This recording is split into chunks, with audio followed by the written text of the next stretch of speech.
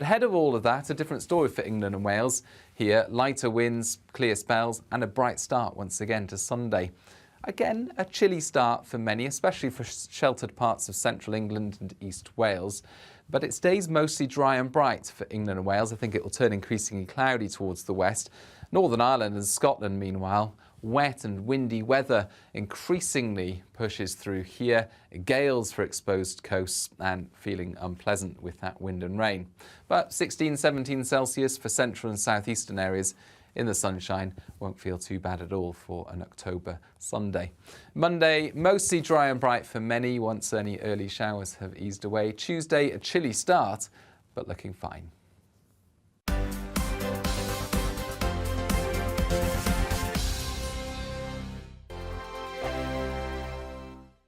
Weekday afternoons on GB News, we've got the whole of the UK covered. From 12 to 3, it's GB News Day with me, Mark Longhurst. And me, Gloria Di Piero. You'll get the very latest on everything that's been going on across our great nation. And from 3 till 6, watch out for GB News Live with me, Patrick Christys. I'm not here to mess around. With all the biggest topics and guests, you will always be up to date. GB News Day and GB News Live from 12 p.m. Only on GB News. The People's Channel, Britain's news channel. Hello there, it's Eamon Holmes here from Breakfast on GB News. We're not just on your television and your screens, you know. We're on DAB plus digital radio, so you can listen to your favourite shows on the move. If you've not yet listened to GB News Radio, it's very simple. We're on your radio player and TuneIn apps, on your smart speaker, phone or tablet, or online at gbnews.uk. Take us with you wherever you go. GB News Radio. You never have to miss a moment of the People's Channel. Join my show Farage, 7 p.m. till 8 p.m. Monday through Thursday. And there you will get opinion, analysis, debate, and I'll cover stories that nobody else dares to touch. You've been cancelled. Join the club. Oh, my goodness me. And then for the last 15 minutes, talking pints. We're over a drink. We have a civilised conversation with someone. We very often disagree, but we do it in a grown-up way. Come and join me on Farage. Hello, I'm Simon Evans. Join me on GB News for Headliners at 11 p.m, where I'll be joined by two of the country's top comedians as we take a look at tomorrow's newspapers tonight. If it's a big story, we'll be covering it, I guarantee, but we'll also have some fun along the way. That's GB News Headliners at 11 p.m. We won't put you to sleep, unlike some of the other paper review shows out there. So join us, 11 p.m, 7 nights a week.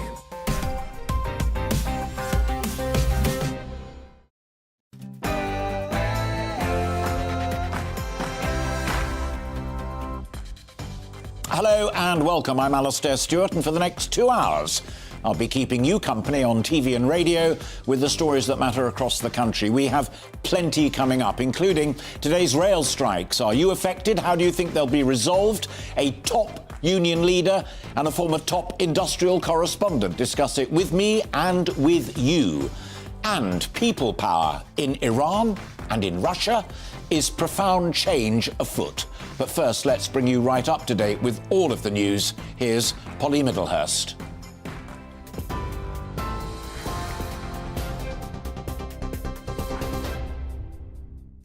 Alastair, thank you. Good afternoon to you. We now know that 9 people have died and the death toll is expected to rise after an explosion at a petrol station in Ireland last night. Dougie Beattie is at the site of the explosion for us in County Donegal this morning. Dougie, can you give us detail on that? Yes, welcome to Creeshla, this small village in County Donegal. At 7th of October at 3:15 will be remembered for the day that 9 died here. This is a very, very closed community. It has communities the whole way down into Letterkenny. At 3:15, the school bus, etc., was in here, people waiting to collect their children. And unfortunately, an explosion ripped right through the building that you see behind me, and we now know that it has killed 9 people. That toll may rise within the next hour or two as well, so we will get a press conference on that and word from the Garda Síochána by 2:30. But definitely a bad, bad day for Donegal and a bad, bad day for the people of Creeshla. Community where you are, Dougie, a small, tight-knit community. It is, and these villages the whole way through here are probably about 4 or 5 miles apart. They're married through one another, and you can be sure that this is a tourist destination. It goes up to Dunfanaghy at the very top northwest corner of Donegal, and there would have been no tourists here at this time of year. On a Friday afternoon, the people that were travelling in and out of this area would have been locals, and they would have been going about their everyday business, and it will affect such things as, I mean, earlier on there was a service here in the local chapel. They were praying for those involved and praying for those families that were waiting for information. GAA is a big thing here in this part of Ireland, and of course some of them may be part of those clubs as well. So all very tight through sport, through religion and through community.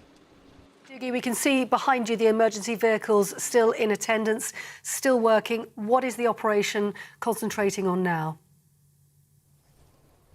It very much has switched to a clean-up operation as from a recovery operation.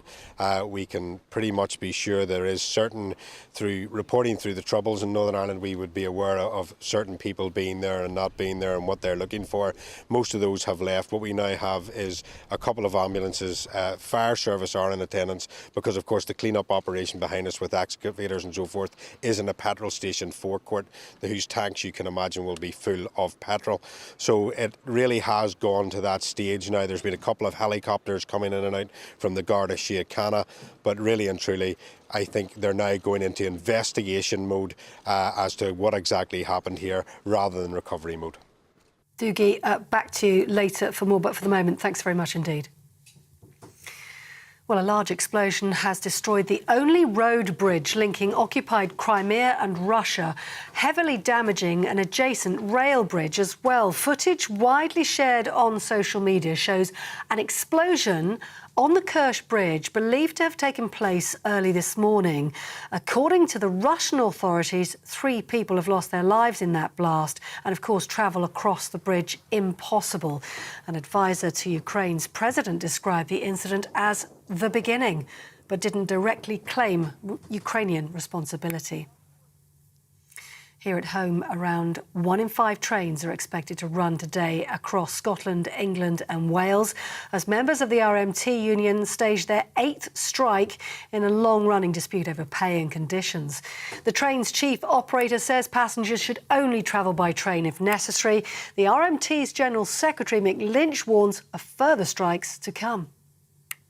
We will adapt and negotiate to new conditions, and we've adapted new technology all along. But that doesn't explain why these members standing behind me now haven't had a pay rise for 3 years, while the companies are extracting £500 million in profit last year. The SNP's deputy leader will tell delegates at the party's conference that the Prime Minister is a symptom of dysfunction at Westminster and not the cause. Keith Brown's speech will open the first in-person SNP conference since before the pandemic in Aberdeen. Mr Brown's also expected to condemn Labour, labelling the leader, Sir Keir Starmer, as just another Tony Blair. Thousands of people are expected to form a human chain around Parliament today, calling for the release of the WikiLeaks founder, Julian Assange. Mr Assange is currently being held at Belmarsh Prison in London amid a legal battle to avoid extradition to the United States, where he's wanted over the leak of secret military information. Former PR advisor Richard Hillgrove says it's important for journalism that he's freed. The fact that this is being led not so much from Don't Extradite Assange again, but the National Union of Journalists and the International Federation of Journalists, which has 600,000 members globally, leading this exercise means, the penny is dropping that this is not, this is political. This puts journalism in the firing line. If Assange goes down, journalism goes down. And some good news to end the bulletin on. Liverpool has been confirmed as the host city for the 2023 Eurovision Song Contest. It beat Glasgow. Not such good news for the Scots to host the music event next May. Ukraine, of course, won last year's competition, but organisers ruled it was unsafe to host the show in the country for now. And it was decided the UK would host the contest as Sam Ryder came in second during that competition. Liverpool's mayor has declared it will be the best party ever. You're up to date on GB News. More news as it happens. Now let's get more from Alastair Stewart and friends.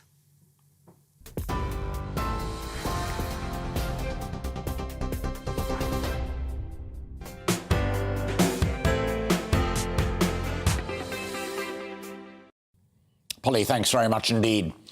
Swift action is not the same as swift justice, but with leadership on the line, it matters. Whatever Conor Burns MP's been accused of, and there's more speculation than fact in the newspapers, it was judged enough for the Tory leadership to sack him as a minister and withdraw the party whip from him. Now, across society, people are deemed innocent until proved guilty. And Conor Burns himself says he hopes the matter can be tested fairly and judiciously with the same speed that his dismissal came about. Now, the Boris Johnson administration, of which Burns was a fierce supporter, was accused of lethargy in these matters, and Liz Truss seems keen to avoid such criticisms. But natural justice matters too. So I'll be asking what this tells us about Liz Truss's Conservative Party and Liz Truss herself. It's also another rail strike day. Only 1 in 5 train services, roughly speaking, will run today as rail workers once again bring disruption to lines across Great Britain. Network Rail urge passengers to only travel by train if absolutely necessary, with about half of the network closed all day. Today, it's the RMT across the network and the Admin Workers Union, the TSSA, on other parts of the network. A few days ago, it was the drivers' ASLEF, and so it goes on. Well, today I'm asking why and how it's supposed to resolve itself. A seasoned former industrial correspondent joins me, as does one of the top national trade union leaders. But we'd also genuinely love to hear your thoughts and your experiences as well. We've also got an extraordinary interview today with a former Russian Prime Minister who says that he believes that Vladimir Putin's days are numbered, and it won't be NATO weapons or Ukrainian bravery that does for Putin, but people power in Russia. And we're once again with some brilliant Brits doing their bit to help the Ukrainians on the ground. So let's hear from you. GBViews at gbnews.uk, Twitter at GBNews or direct to me, and of course Facebook. Let me know what you're thinking about, what you're worried about, and what you're optimistic about. But first, let's turn to the case of Conor Burns MP, accused of inappropriate conduct at last week's Conservative Party conference.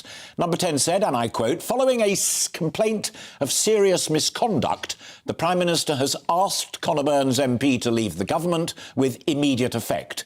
The Prime Minister took direct action on being informed of this allegation and is clear that all ministers should maintain the high standards of behaviour as the public rightly expects." Close quotes.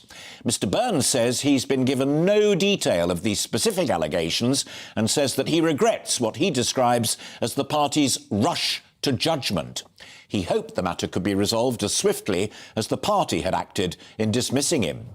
Well, the investigation is, of course, a matter for others, not least Mr. Burns himself, the complainant and the Conservative Party.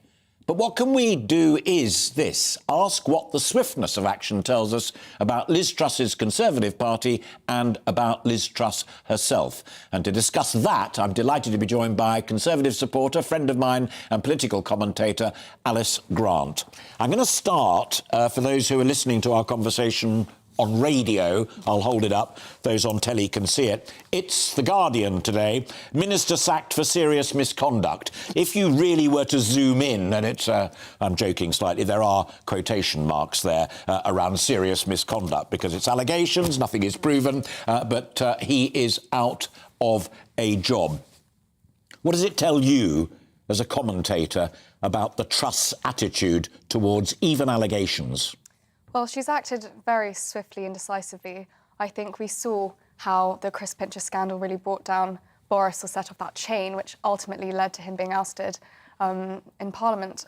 And she wants to do things differently. However, I do think that innocence until proven guilty was once extremely important to our society, and we're increasingly seeing that it's being replaced by this sort of immediate cancel culture, which I find quite concerning. As a Conservative, and as someone who genuinely believes in preserving British values and what we've held in our nation for so long. So I think... But being devil's advocate, I mean, we've talked about counterculture and cancelling and woke and all the rest of it. Yeah. But to me, there's something much more profound in this, and that is that sentence has been handed down before the evidence is presented and before a presumably jury of his peers and the leading lights in the Conservative Party have assessed it. So in the future, all you've got to do if you want to get somebody out is make an allegation. Exactly. I mean, that's profoundly wrong. That, and we're not only seeing that in government, but in workplaces as well. Many people aren't feeling safe anymore to be able to air views which are deemed even slightly maybe controversial. And in workplaces there are, you know, this problem happens time and time again. And Conor Burns' own colleagues have stated how hardworking he was, and he himself seems very confused by these allegations, taking to Twitter to express his dismay at being so quickly fired from his job, which he was doing well. So I think that, obviously we don't know what he was accused of. It might as well be serious, but until then, it seems as though there's already a media storm about it, and his name has been dragged to a certain extent. So we'll have to wait and see. But the other thing that one or two of the papers are making a lot of is the fact that he wasn't only in the previous administration, but he was one of the up front and centre Boris Johnson supporters. Is there a bit of factionalism going on here? I think there's always a bit of factionalism in politics, and certainly it perhaps could be a reason why Liz Truss did oust him so swiftly from his position. Obviously, I think we are in a new administration, and I think the Conservative Party have got behind Truss, and I'm sure Conor Burns did also support her too, but it could potentially be a reason why he was ousted so quickly. The other thing that struck me reflecting upon it, which I genuinely find fascinating, is that in the olden days, in inverted commas, allegations, I mean, even going right back to the Telegraph investigation into MPs' expenses, and that was a real scandal, no doubt about that at all. But there were stories of bungs and cash and money, buying influence, buying peerages, all sorts of stuff like that. With Conor, whatever did or didn't happen, the allegations are sexual. With Mr Pincher, the allegations were sexual, etc., etc., etc. Double figures of MPs in the last 18 months have come up against that particular issue. Is that what you were getting at when you were saying about, cancel culture, or has there been a shift that people are genuinely and constructively more sensitive about personal behaviour between people? Well, I think politicians are in their own kind of category when it comes to public standards and morals and behaviour. I think that certainly our politicians have a duty to represent us as best they can as our elected members of Parliament, and I think they should definitely be held to accountability for their actions, and there should be, for sure, a higher standard of morality expected of our politicians and our leaders, not least because I think in some way they set standards for all of us Brits. Yeah. All right. I asked you to come back at 1 o'clock to join in the rest of the conversation, particularly about industrial action and how your generation feel about that and how it will be resolved. But for the time being, for those very honest and open thoughts on Conor Burns and what's going on within the Conservative Party, Alice Grant, thank you very much indeed. Thank you so much. Thanks.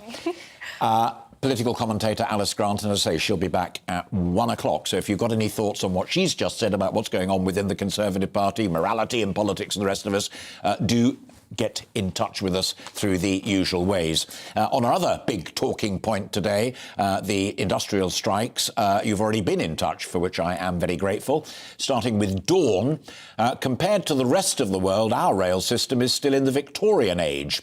Over the years, the rail unions have sabotaged any attempt to modernise.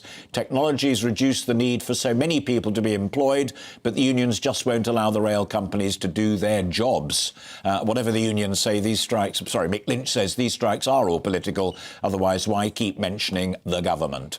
Edward joins the conversation and says, could you ask the railway unions 2 questions? What's the average salary of a railway worker? And what percentage increase did the actual rail union officials get from their own union? And James says, RMT doesn't understand that I've lost £300 of work this week because I can't get to work. It's absolutely ridiculous. What are they doing? Keep those views coming in, and of course do subscribe to our YouTube channel where you can hear all of our previous programmes and our previous interviews as well. So let's now drill into that main story of the day, industrial action. Only 1 in 5 trains are due to run today following the latest walkout by staff. My first two guests are Mick Whelan, who's the General Secretary of ASLEF, and Charles Ray, former industrial editor of the Sun newspaper, when Thatcher was Thatcher and Scargill was Scargill. I'm going to start, if I may, with you, Mick. There's been industrial action on the railway off and on since June. Here's a genuine, slightly naive question, but it's genuine. Who's the target? Is it us commuters, is it the companies, or is it the government? I think it's a joint target of the companies and the government, because the government has given contracts to our employers that forbid them to give us a pay rise. And when we go to the employers, they say, we've signed these contracts, which, as we have free collective bargaining, we think is slightly corrupt and immoral. You have to talk to the government. When we talk to the government, they say go back and talk to the operators. So we run round in this catch-22 situation, trying to find a resolution after 3 years with no pay rise. How do you judge, given that, and that very honest answer, it's not us, we just happen to be the victims of it, but the target is government and rail companies, and they are interlinked, I completely accept that. But how do you guys, whether it's your own union ASLEF or RMT or TSSA, sit down and say, right, despite 4 or 5 months of getting nowhere, we're going to have another wave of strike action? How do you judge it's worth it? Well, for some of my colleagues in the industry, it's existential. It's about redundancies and jobs not existing. For us, it's about who do we deal with in future and what terms. Nobody's come and said to us, if we don't take a pay rise this year, I will put it right next year or the year after. So we're at 3 years with no pay rises. Could this go on for a decade? We were being drip-fed for months and months by the government about the high salaries of train drivers. The salary of train drivers haven't increased for 3 years. It is what it is. But also, we're not in a race to the bottom. Also, at this moment in time, as you know, it's barristers, it's the police in Scotland, it's university lecturers. It's a summer of discontent where everybody's feeling the pinch of the cost of living crisis. Let me put one final point to you, and then I'm going to bring Charlie into the conversation. James sent an email in which I read out just before beginning our conversation, in which he says the RMT, but if you'll forgive me, let's say the rail unions generally, don't understand that I, says James, have lost £300 worth of work this week because I can't get to work. It's ridiculous. What are they doing? If you lose James and me and everybody else who are neither government nor rail company, you've got a real problem, haven't you? Well, we would, and I'll make this point to you.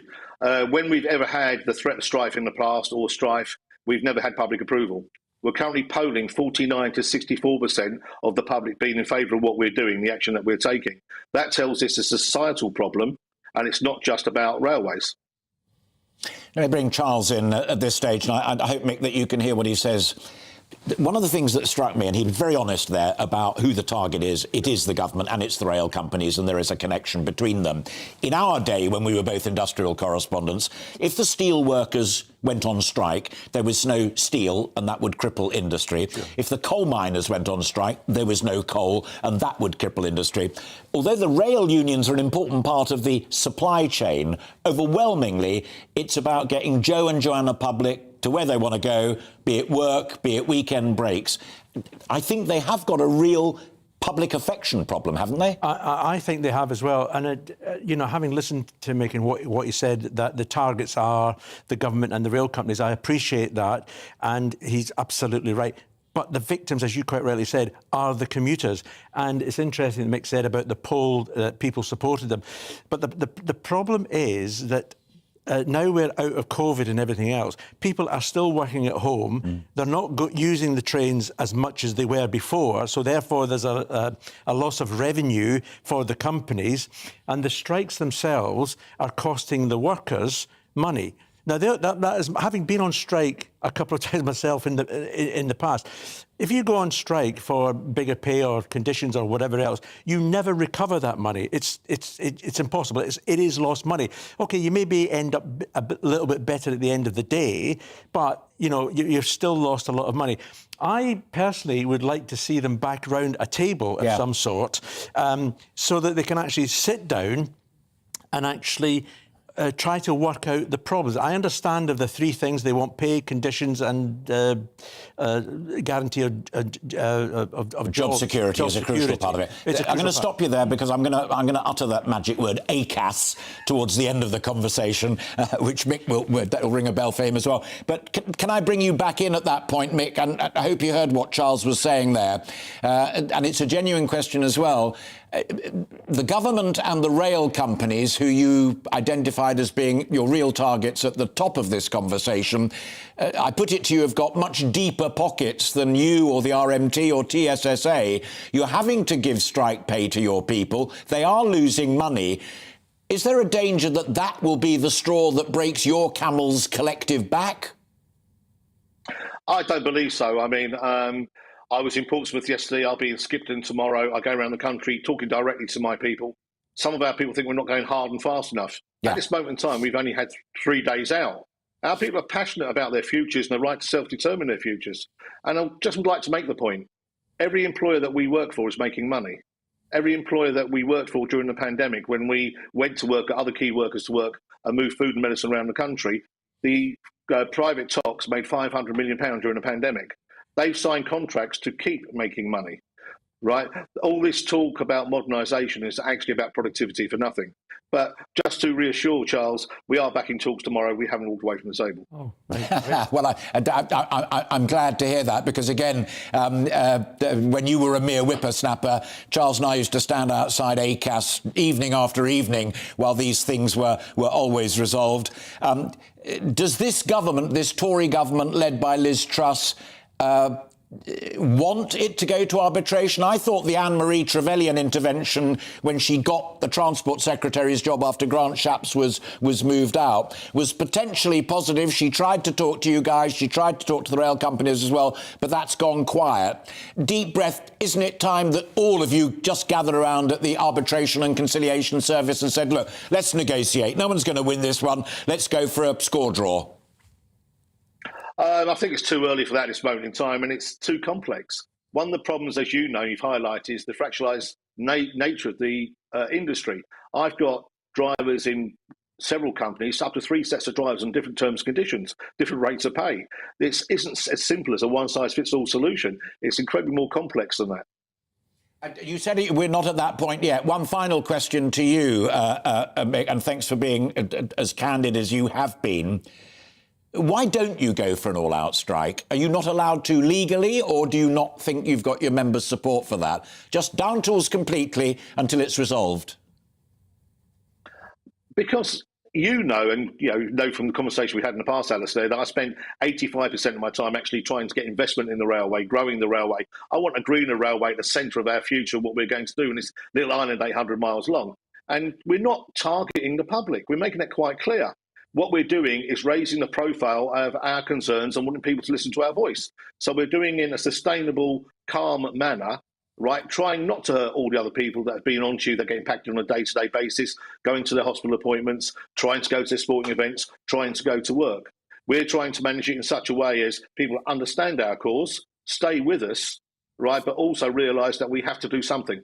Yeah. All right, Mick, great to talk to you. Keep in touch, and thank you very much indeed for being so honest there. Really good to talk to you, and we'll talk again, I hope, very much indeed.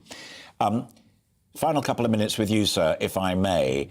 We're not yet at the point where we want to go to arbitration. That's quite chilling to hear. It is quite chilling to hear, and he made a very valid point that the companies that his workers work at are profitable companies. They make quite a lot of money, so they could afford, let's be honest about it, they could afford to up the offer. The problem he has got is that there are other people in the pipeline who want industrial action because, they too are suffering and have lost money. But their companies are nowhere near as profitable as the rail companies. So if the government or the rail companies give in to the railway workers, well, then you've got open season. But as I understand it, the rail companies are only, in inverted commas, profitably because the baseline is taxpayer subsidy. I mean, they all get a huge amount of money from us. And if the taxpayer ultimately says, do you know what? Enough is enough, then Truss will sense that, Kwatang will sense that, and the tap may start to be turned. I agree, and it'll be interesting as well if these strikes carry on, how that public support for the rail workers. Will it still be at that level or not? I mean, knowing that I was coming on the programme and you posted a tweet this morning, well, my Twitter account, as a result of it, I would say that 90% of the people who responded to that tweet are saying, let's get back to work. We're fed up with these strikes. So I know it's not a scientific poll, but, it is, people are getting fed up with these strikes.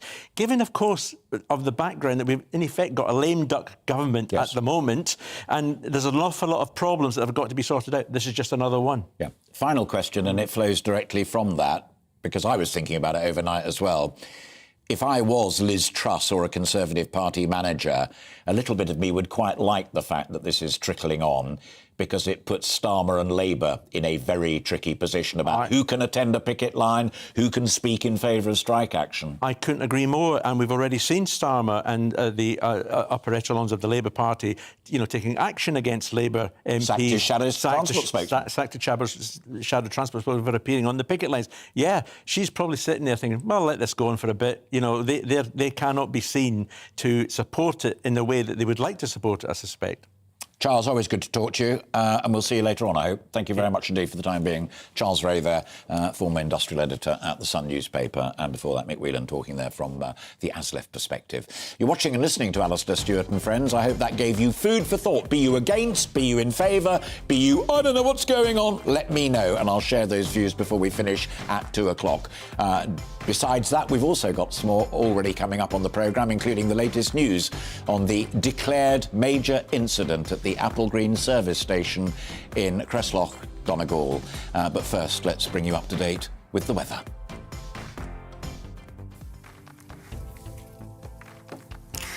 Well, looking ahead to this afternoon, and the UK is looking fine and settled as a ridge of high pressure sits over the UK. Let's home in on the details.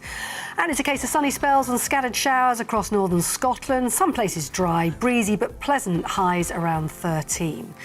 Mostly dry afternoon for Northern Ireland with plenty of sunny spells, the risk of a few light showers, though most places will stay dry. And it's light winds and sunshine across northern England this afternoon, perhaps the odd light shower, but they will be light in nature, highs of 15 degrees Celsius. Plenty of sunny spells for North Wales and Liverpool Bay area this afternoon, mostly dry, though perhaps the odd shower possible, feeling pleasant with light winds, highs reaching 15. And a sunny afternoon across the East Midlands with just a fair weather cloud doppling around and winds light, so it will feel pleasant in the sunshine with highs approaching 16. And it's looking like a fine afternoon across East Anglia too. Plenty of sunny spells there, light winds, feeling very pleasant for the time of year, highs of 16. And that sunny theme continuing throughout the afternoon across much of southern England. Light winds, sunny spells, making it feel rather pleasant, highs averaging about 16. So a dry end to the day for many. Showers continue across the northwest, and that's how the weather's shaping up for the rest of Saturday.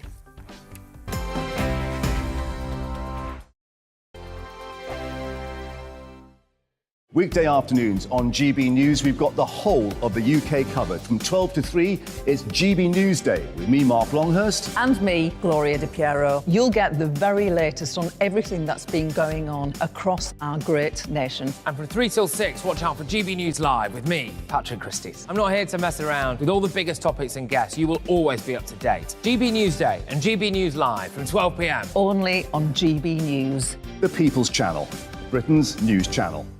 Hello there, it's Eamon Holmes here from Breakfast on GB News. We're not just on your television and your screens, We're on DAB plus digital radio, so you can listen to your favourite shows on the move. If you've not yet listened to GB News Radio, it's very simple. We're on your radio player and TuneIn apps, on your smart speaker, phone or tablet, or online at gbnews.uk. Take us with you wherever you go. GB News Radio. You never have to miss a moment of the People's Channel.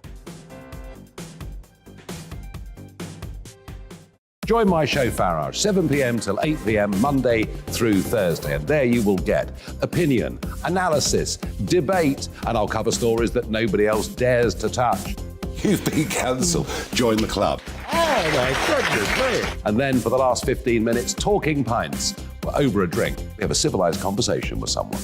We very often disagree, but we do it in a grown-up way. Come and join me on Farage. Hello Hello, I'm Simon Evans. Join me on GB News for Headliners at 11 p.m, where I'll be joined by two of the country's top comedians as we take a look at tomorrow's newspapers tonight. If it's a big story, we'll be covering it, I guarantee, but we'll also have some fun along the way. That's GB News Headliners at 11 p.m. We won't put you to sleep, unlike some of the other paper review shows out there. So join us, 11 p.m, 7 nights a week.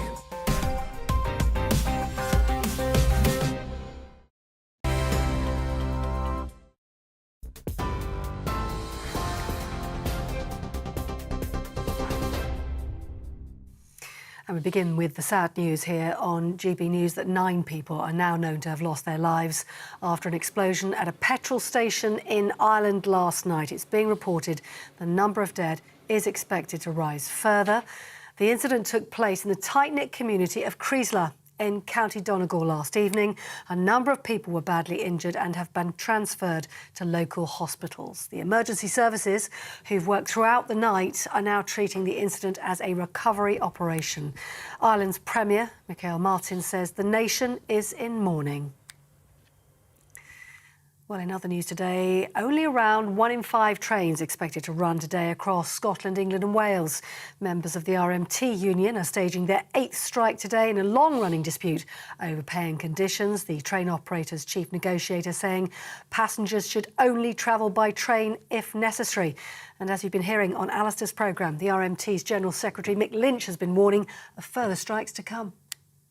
We will adapt and negotiate to new conditions, and we've adapted new technology all along. But that doesn't explain why these members standing behind me now haven't had a pay rise for 3 years, while the companies are extracting £500 million in profit last year.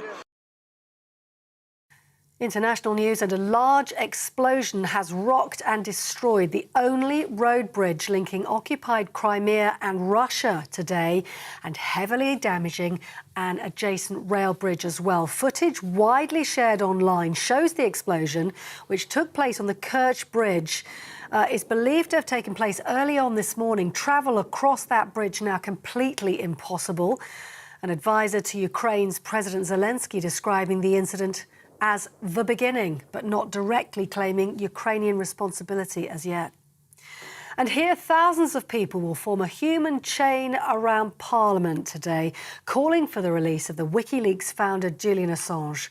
Mr Assange currently being held in Belmarsh Prison in London amid a legal battle to avoid extradition to the States, where he's wanted over the leak of secret military information. You're up to date on TV, online and on DAB+ radio. You're with GB News. Now here's Alastair.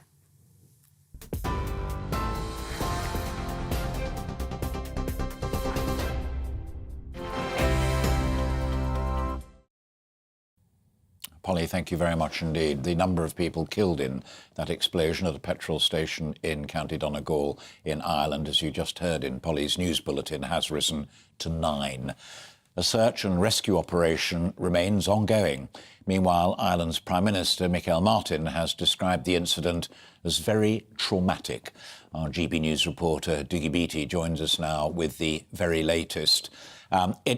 Most people have been following this for the last few hours, and it really has been, as Mr Martin said, traumatic even just to take it in. What is it like where you are there on the scene, surrounded in the background by emergency service vehicles? Yes, it is very surreal here. The people in this community they live here. I mean, these are not tourists at this time of year. Dunfanaghy is just about 10 kilometres back behind me, and Letterkenny, the main population of Donegal, just about 15 kilometres down the road that way. So anybody that's in this village yesterday will probably been resident here or in the next few chain of villages running the whole way down through. So it will be felt, and it'll be felt very badly here. They pray together, they play together. The GAA is massive in this part of the world, and I've seen quite a few jerseys here turning up and people in tears. The community here everybody will know somebody that has been in this. Just in the last few minutes, it has went very quiet here behind us. The cherry picker is out over the top of the scene again. An ambulance has reversed in, and those firemen are on top of that cherry picker looking down in at where the excavator has just lifted stuff out of. So it is quite tense here. It's very, very sad. Mr. Mikhail also said that it would continue to be a recovery operation for some time, and he did indeed warn that death toll that we heard first thing 7 would rise. It has risen to 9 now. Are the fire services getting closer to that point where they can begin to try and figure out what caused this? Because the aerial photography, I mean, it looks like a gas explosion that we've seen so many times in urban areas. There is a focus there. But are they officially saying anything to you as to what they think may have caused this? No, not as yet. They do. We are being led to believe that it is a gas explosion. But of course, once the fire and rescue have had their time and taken away the rubble and so forth, that will allow them to have a look at what exactly has gone on. Micheál Martin has said that he will visit this area within the next few days. He has called it a disaster, but this will have bigger ramifications on building legislation if it does turn out to be gas than anything else in the last 20 years. Dougie, thanks very much indeed. GB News reporter there, Dougie Beattie, who we've asked to stay there and continue delicately asking the questions that we know all of you will want answered as we report there on the tragic loss of 9 lives in what looks like an explosion. But Dougie is the man to find out what actually happened as soon as the fire services are in a position to give a briefing, and we will then bring it straight to you. You're watching and listening to Alastair Stewart and Friends, and we have plenty more still to come this afternoon with you right up until 2 o'clock, including analysis of data from the Civil Aviation Authority that reveals more than 5,000 empty passenger flights flew from or to the United Kingdom since 2019. We'll be discussing the environmental impact of what are called ghost flights and why they exist. But first, let's bring you right up to date with all of today's other news. Here again.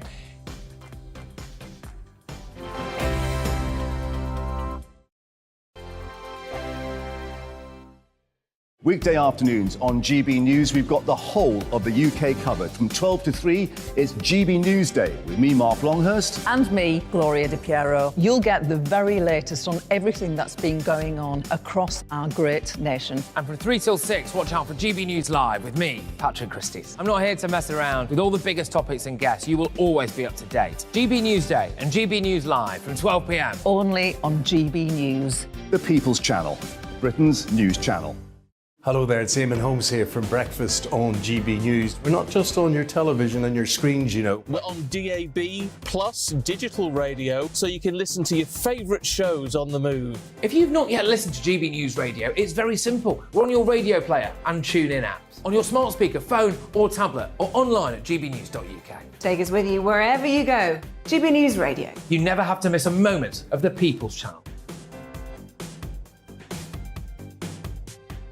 Join my show Farage, 7 p.m. till 8 p.m. Monday through Thursday. And there you will get opinion, analysis, debate, and I'll cover stories that nobody else dares to touch. You've been cancelled. Join the club. Oh, my goodness me. And then for the last 15 minutes, talking pints. We're over a drink. We have a civilised conversation with someone. We very often disagree, but we do it in a grown-up way. Come and join me on Farage. Hello, I'm Simon Evans. Join me on GB News for Headliners at 11 p.m, where I'll be joined by 2 of the country's top comedians as we take a look at tomorrow's newspapers tonight. If it's a big story, we'll be covering it, I guarantee, but we'll also have some fun along the way. That's GB News Headliners at 11 p.m. We won't put you to sleep, unlike some of the other paper review shows out there. So join us, 11 p.m, 7 nights a week.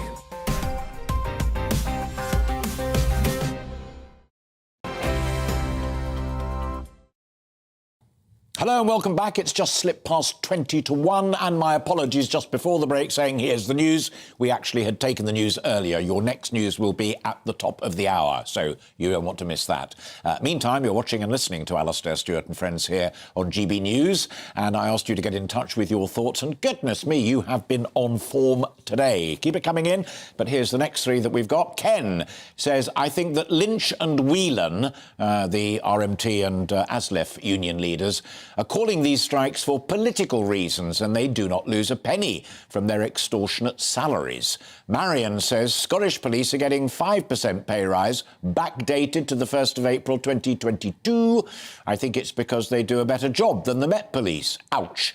In my view, train drivers and other rail workers are really striking to put Starmer into number 10, as it's the only way he will get their union, will get there. Full stop. Unions are so militant. Interesting, Charlie Ray commented upon that point as well in our earlier conversation. And finally, Angie, who says union members are being used as political pawns, same theme, as they could lose more pay during the strikes than if they'd accepted a reasonable offer in the first place. But then I don't think Labour and union barons want the strike settled, or they would ask members to vote on reasonable offers. If unions want to help their members, they should stop taking money from them. There we are. That's Ken, Marion and Angie. We'll have more for you, but only when you send them in, so do keep them coming in, and also subscribe to our YouTube channel. We are at GB News. Now, our next story is also about transport with what I think is an intriguing twist. The world's airlines invest millions in really expensive aircraft, but many analysts point out that their most valuable assets are what are called slots, the times when they can fly in and fly out of the world's airports. No slot, and however powerful your airliner might be, it won't be able to go. But a weird fact has emerged. Due to demand, costs and all the rest of it, many aircraft are taking off and landing completely empty. They're simply flying to keep those slots live. It is a use or is it... sorry, I beg your pardon. It's a lose it or use it dilemma. Now, this has come to the attention of Flight Free. It's a UK campaign based on the Swedish Fly Fritt campaign, in which over 14,000 people pledged not to fly during 2019. The campaign asks UK residents to pledge not to fly for a year, in what has been described as a sort of veganuary, but for aviation. So there we have it. That's the background. But I'm delighted to say that I'm joined now by the director of Flight Free UK, and that's Anna Hughes, and she's sitting next to me here in the studio. Please reassure me before we go any further, you don't want to ban aviation altogether? Absolutely not. We understand that emissions from aviation can make it the largest part of people's personal emissions. So if we could all fly a bit less, that would really help us to reduce emissions in the way that we desperately need to, because we're facing the climate crisis. So we ask people to give up for a year, take a year off, see if that can kind of change habits, try things a bit different, see how that works. Well, I also, before we come on to the ghost flight specifically, the other thing I saw in my briefing notes and background on you and the organisation, which I thought was really positive, is, given that we're talking about rail strikes, that, you know, if you've got to go from London to Manchester, it would be so much better if other ways of getting there were cheaper, better and more efficient than jumping in an aeroplane and flying what is a relatively speaking short distance. Absolutely, yeah. And for many domestic journeys, actually, you're not saving any time by flying because you've got to get to the airport and you've got to wait and everything else. So what we need is, as well as individuals changing their habits, we need structures put in place by industry, by government, to make low-carbon travel a much more accessible choice for everybody. But keep it available in a free country. We're agreed on that. Yeah, absolutely. Yeah, good. I'm glad. OK, ghost flights. It genuinely fascinated me when I saw it. And it's Civil Aviation Authority data. It's not you and some lobby group just making it all up. And am I right in that introduction that it's basically BA and people like that? If they don't fly at 1:15 out of Heathrow, they run the risk of losing that flight. So if nobody's bought a seat on it, it's still got to fly. So the structure for this is, at the moment, the use it or lose it rules are, well, before the pandemic, they were 80%. So airlines had to use their slots 80% of the time. Otherwise, that would be, they'd be able to be taken by somebody else. Whatever market conditions are, whatever demand is. Absolutely, yeah. And as you can imagine, before the pandemic, many airlines were running at kind of 90% capacity. So it's very small margins. But as you said, landing slots are an incredible asset. They're the most valuable thing for the airline. So yeah, it's quite a tricky scenario. The ghost flights came out. Well, okay, airlines have always flown planes empty to get to reposition flights to keep their slots if there's slight drop in demand. Oh, right. I butt in only because that's an important distinction. If you know that you've got a lot of people who want to get back from, I don't know, Malaga or somewhere like that, even if you've got nobody who wants to go from London to Malaga, you've got to get an aircraft there to bring those people back. Yeah, I mean, it's not quite as straightforward as that. There are loads of reasons why planes might fly empty or at low capacity, but that's kind of the point. To be where the planes need to be, airlines have flown planes empty for a long time. When the pandemic came along and demand fell sharply, that's when this became a news story, because it suddenly became clear that planes were still flying and planes were flying empty. And it was more dramatic in one of the airlines in Europe, Lufthansa. They had a headline story earlier this year, which was 18,000 planes flew over the winter period at reduced capacity. So, yeah, that was quite a headline grabber there. Sure. Why don't they do the kind of Ryanair EasyJet answer to it and say, we've got an aeroplane that's got 120 seats on it, none of which we've sold, so go to Malaga for a £5? Yeah, and Michael O'Leary has said that, we'll sell them cheap. Yeah. It's not quite that simple. Because a lot of the... Right, I guess if it was O'Leary, of all people, would be doing it. Yeah, but We've got a couple of minutes left, and I was very honest with our viewers and listeners. Obviously, you are a lobby group, you're a campaigning group. Yes. As I said to the trade union people and my old mate Charlie Ray, the industrial correspondent, in the context of the rail strike, there is now a new Transport Secretary, Anne-Marie Trevelyan, who comes to that office with an open mind and an open heart. I mean, I know her a bit, and she's a good person. Have you had the chance to talk to her? Is this not something that she might be simpatico to? Yes, so we actually ran a governmental petition earlier this year asking for the landing slot rules to be scrapped and for a new system to come in to replace it. There could be loads of different ways of assigning the landing slots that don't result in empty planes in the air, because, of course, that's a colossal waste of fuel, of resources, and a huge cause of emissions. I mean, let's be straight, all planes cause emissions, whether they're full or not. But the solution is not simple. It could be a mixture of lots of things. What we want the government to do is to look at this system.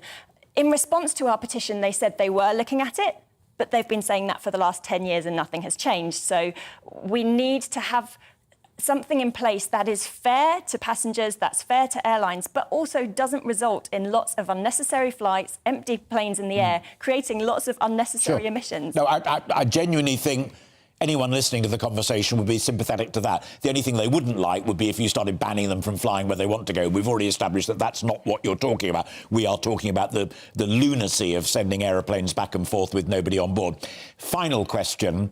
Is it Anne-Marie herself, or have you really got to try and cut a deal with the Civil Aviation Authority or IATA or the industry watchdogs, as it were? I mean, the industry is quite closed and quite protective of all this data. Getting the data from IATA and the CAA was incredibly difficult, and it was all down to Damien at The Guardian, who has been really steaming ahead with this investigation. So that's fantastic. But it comes down to government. The government has the capacity to change those regulations and rules, and they could do that now. You pick up the phone to Anne-Marie Trevelyan again, you can send her my best wishes, and say we need to talk, because to me it seems to make sense. It's one of those objections that isn't slam the door on something, it's just do something slightly more sensitive. Great to meet you. Thank you very much indeed for coming in. That is Anna Hughes, the director of Flight UK. And look them up, because it's a really sensible grown-up argument. It's not just a bunch of tree huggers, I assure you, because I read it all in some detail. Now, in our second hour, which we are inching towards in 10 minutes' time, we'll be talking to a former Russian Prime Minister about the war in Ukraine and the perilous state, in his view, that has put Vladimir Putin in.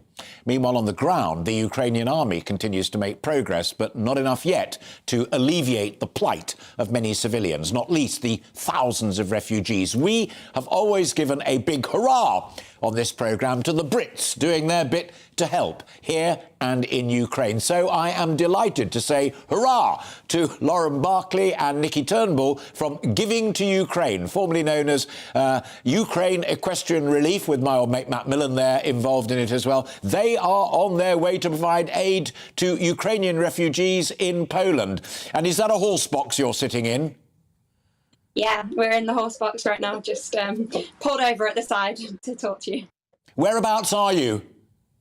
We're about an hour from Dusseldorf, and heading to we need to get through Germany by the end of today, basically. So we're hoping to get to the Polish border, tonight.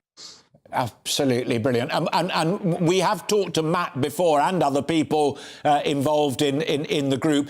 What specifically are you taking this time and for whom? So we're taking a few different things to last time because winter's coming up. We've got a lot of warm clothes and blankets, bedding and pillows. But this time we're also visiting an orphanage of Ukrainian children based in Poland. So we've got a lot of toys, teddies, games and things for the children as well. And I think the saddest request has actually been 3,000 body bags. So that speaks volumes. My jaw has just dropped because I was going to say I think there's one of the cuddly toys sitting there between you, but I'm going to drop that because it's inappropriate given what you've just said. Who did the request for the body bags come from? Is that from the Ukrainian authorities or the Polish authorities? Well, I think the Polish and the Ukrainians that are working together. So, yeah. It's extraordinary on live television when moments like this occur, but they do occur occasionally. You say something that I didn't anticipate, and I then pause and rejig because I genuinely... No, good. That's what you're there for, and that's what you're doing, and that's why I say hurrah, but gently. One of you is a journalist, I know, and one of you is more of an equestrian person. Who's the journo? So I've just finished my master's in broadcast journalism, so I'm with the team to record what they're doing and try and get it a little bit more out there and get some more of the media involved. So we're really grateful that you guys are supporting us.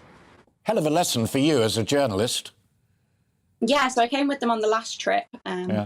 After writing an article about Stephen in his local newspaper. And I was still a student then, so it was interesting to try and get that through university, but it was a really good experience to write about what they're doing, but also to help them have a journalist with them and get them what they're doing captured and raise awareness. The more money and awareness that we raise, the more people we can help. So I love journalists who talk like that. It gives me hope for the future and hope for my great industry. Are you frightened? I mean, you know what you're going into. I know that you've done risk assessments because I've talked to Matt about that in the past. But it isn't happy holiday campers going there to bring cuddly toys to people. It is a war zone, even on the border with Poland. And there's a story in the newspapers this morning about Poland and Belarus sizing up against each other. Are you slightly frightened, slightly nervous, either of you?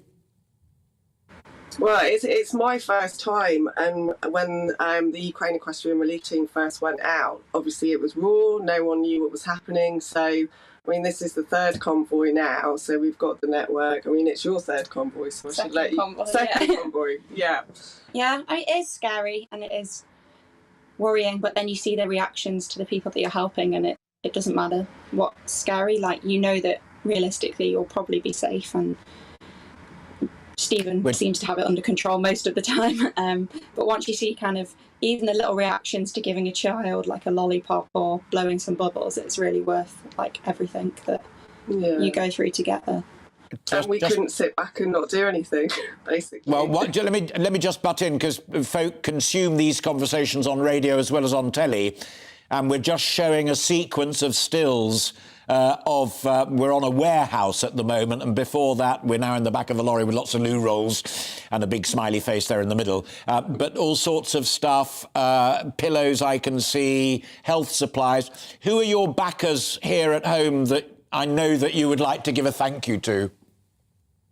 We've got aid from multiple people, but the biggest source is in Lincoln. There's a school that have used it, collected lots of aid in an old sophology unit, and they've just got thousands of things, everything you can think of, toiletries, clothes, pillows, blankets, and they've provided us with most of the aid, and other companies that have reached out and given us things, big companies and small companies, giving what they can, whether they're closing down and giving us leftover stock or just giving us money or anything that they've raised. Yeah, and Darren Brown and the gang at Support for Lincolnshire, I mean, without them, we wouldn't have the stuff to take, basically. So they're doing an incredible job, yeah. And the Ukrainian volunteers that are helping them. So, yeah, it's a tragic Brilliant. tragedy what's unfolding, but... We have to draw a line there. I didn't want to interrupt while you were listing all of those good people helping you. And on behalf of everybody listening to our conversation, Nikki and Lauren, thank you for what you're doing and the whole gang. It's uplifting. And I wish you well, and you stay safe and keep in touch with us, and give my love to Matt when you next talk to him. Thank you very much indeed for what you're doing and for finding time for us. Thanks, Alastair. Brilliant people. God, makes you feel good, doesn't it? Nikki Turnbull and Lauren Barclay there from Giving to Ukraine. Getting a bit emotional. You're watching and listening to Alastair Stewart and Friends, with lots more coming up on the programme in our second hour, including a fascinating interview with former Russian Prime Minister Mikhail. Beginning of Putin's end, because of the simple reason. The general mood of population in Russia started to change. Even among those people who had a neutral attitude to Mr. Putin, or even those who supported Mr. Putin. Now mobilization touches every family in Russia, and people asking questions what for before they close their eyes, thinking something just special operation, etc. Our great Putin will win as always, but today they started to asking questions, and propaganda cannot provide them with the appropriate answers.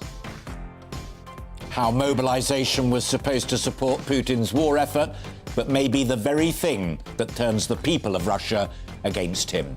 You won't want to miss it in our second hour. But first, let's bring you up to date with the weather.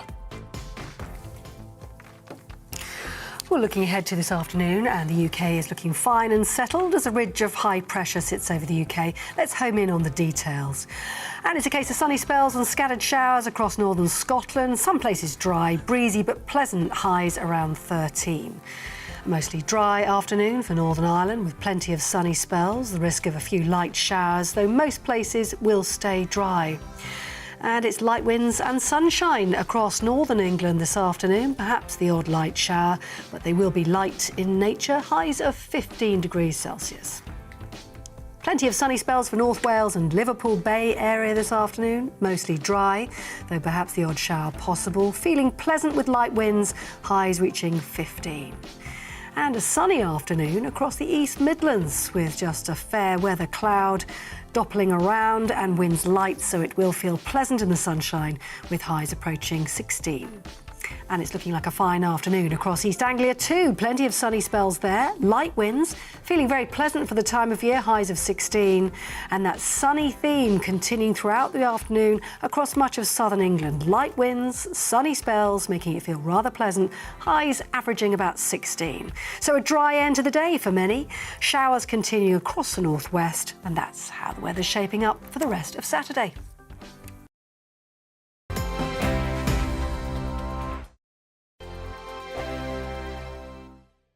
Weekday afternoons on GB News, we've got the whole of the UK covered. From 12 to 3, it's GB News Day with me, Mark Longhurst. And me, Gloria Di Piero. You'll get the very latest on everything that's been going on across our great nation. And from 3 till 6, watch out for GB News Live with me, Patrick Christys. I'm not here to mess around with all the biggest topics and guests. You will always be up to date. GB News Day and GB News Live from 12 p.m. Only on GB News. The People's Channel, Britain's news channel. Hello there, it's Eamon Holmes here from Breakfast on GB News. We're not just on your television and your screens, you know. We're on DAB plus digital radio, so you can listen to your favourite shows on the move. If you've not yet listened to GB News Radio, it's very simple. We're on your radio player and TuneIn apps, on your smart speaker, phone or tablet, or online at gbnews.uk. Take us with you wherever you go. GB News Radio. You never have to miss a moment of the People's Channel. Join my show Farage, 7 p.m. till 8 p.m. Monday through Thursday, and there you will get opinion, analysis, debate, and I'll cover stories that nobody else dares to touch. You've been cancelled. Join the club. Oh my goodness me! And then for the last 15 minutes, talking pints. We're over a drink. We have a civilised conversation with someone. We very often disagree, but we do it in a grown-up way. Come and join me on Farage. Hello, I'm Simon Evans. Join me on GB News for Headliners at 11 p.m, where I'll be joined by two of the country's top comedians as we take a look at tomorrow's newspapers tonight. If it's a big story, we'll be covering it, I guarantee, but we'll also have some fun along the way. That's GB News Headliners at 11 p.m. We won't put you to sleep, unlike some of the other paper review shows out there. So join us, 11 p.m, 7 nights a week.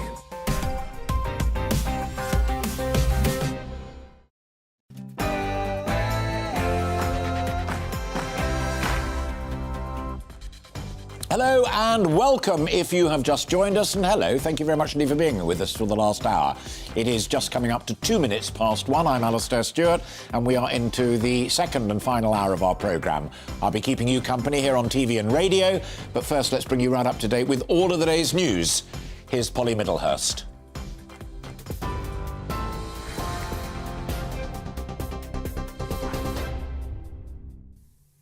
Well, let's bring you up to date now on GB News with that sad story coming to us from Ireland. 9 people are now known to have died, and the number of dead is expected to rise after an explosion at a petrol station in the country. It's understood the petrol station was the hub of the village in a tight-knit community there.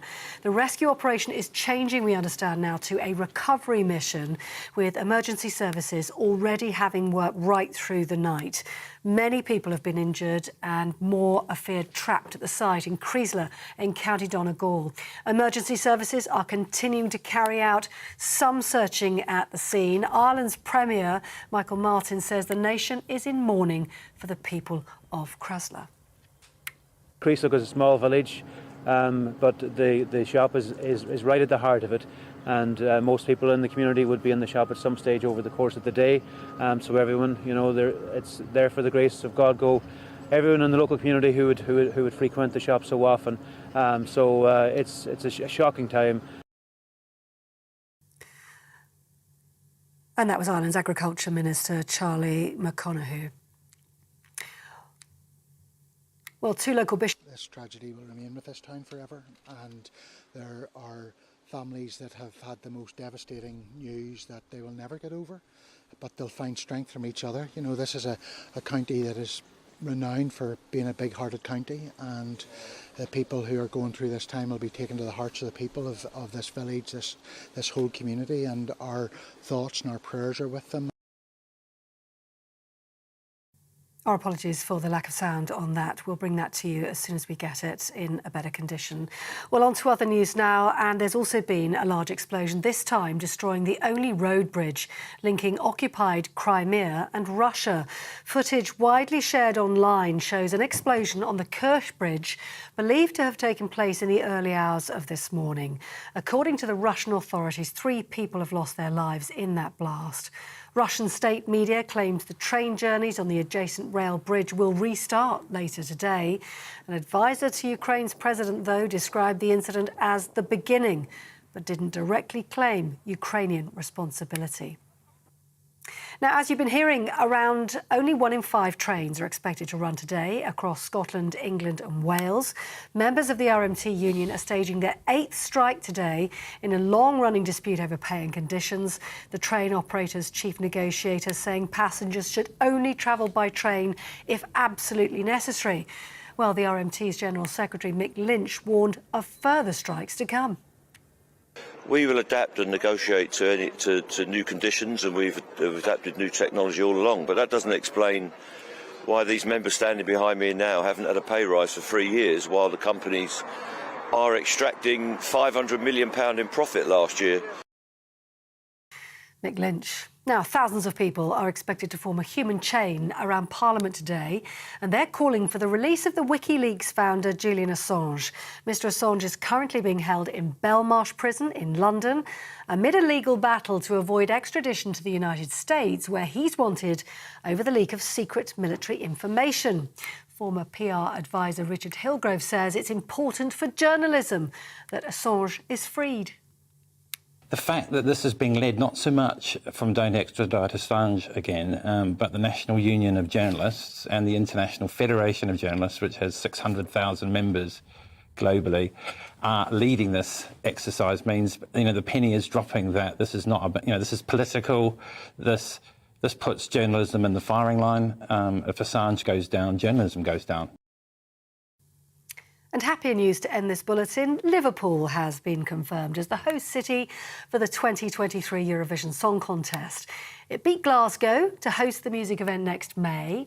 Ukraine, of course, won last year's competition, but organisers ruled it was unsafe to host the show in that country, and it was decided the UK could host instead after Sam Ryder came second in the contest. Liverpool's mayor has declared it will be the best party ever.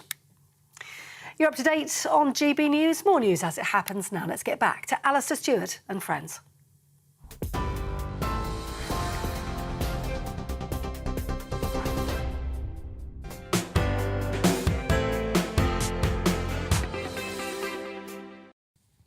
Polly, thank you very much indeed. Many rail services, as you heard in Polly's news bulletin there, have come to a halt today, as only 1 in 5 train services will run as railway workers once again bring disruption to lines across Great Britain. A few days ago, it was just the drivers, ASLEF. I spoke to their leader in the first hour of the programme, and so it goes on. RMT, you heard in Polly's news bulletin.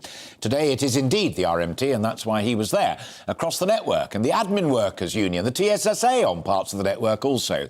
But it's not just rail workers who are unhappy. A number of public sector workers, including postal workers, barristers, nurses, who are also considering potential industrial action, are all involved in it. So, to reflect upon the political backdrop to that, I've asked my first guest this morning to come back and join us again this afternoon, political commentator Alice Grant.